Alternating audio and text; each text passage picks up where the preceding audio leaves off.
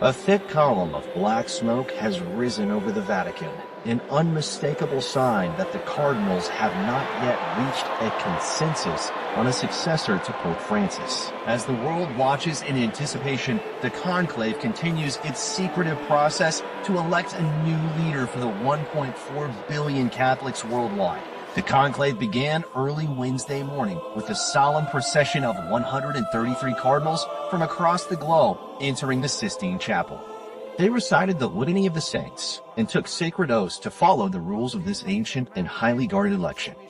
Once the doors closed, the cardinals entered seclusion to cast their first ballots, marking the start of what could be a multi-day process. In recent history, the shortest conclaves have lasted only a few days, with many taking between 3 to 5 days. The longest in modern times stretched nearly 3 years, from 1268 to 1271, when the cardinals were locked in Viterbo, Italy, after prolonged disagreements. Today, the Vatican employs advanced technology, including jamming devices, to maintain the strict secrecy that has characterized conclaves since medieval times. The initial black smoke on Wednesday night indicates that no candidate has secured the 2/3 majority required for election. Historically, the first smoke signals are often black, especially when no clear frontrunner emerges early in the voting. With no obvious favorite among the contenders, the process could extend over several days. Among the leading candidates are non-Italians like Luis Antonio Tagle of the Philippines, known for his progressive stance, and Peter Erdo of Hungary, considered more conservative.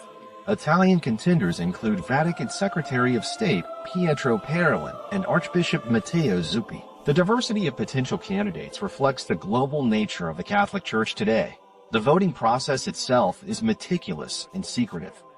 Each cardinal writes the name of their preferred candidate on a ballot, folds it, and places it on a plate before the altar. The votes are then collected, counted, and read aloud in a process that ensures transparency among the electors, even as the outside world remains unaware of individual preferences. Once a candidate receives the necessary 2/3 majority and agrees to serve, white smoke will billow from the Sistine Chapel's chimney, an unmistakable signal that a new pope has been chosen. Until then, the conclave remains shrouded in mystery, with the world anxiously awaiting the moment when the white smoke appears and a new chapter begins for the Catholic Church.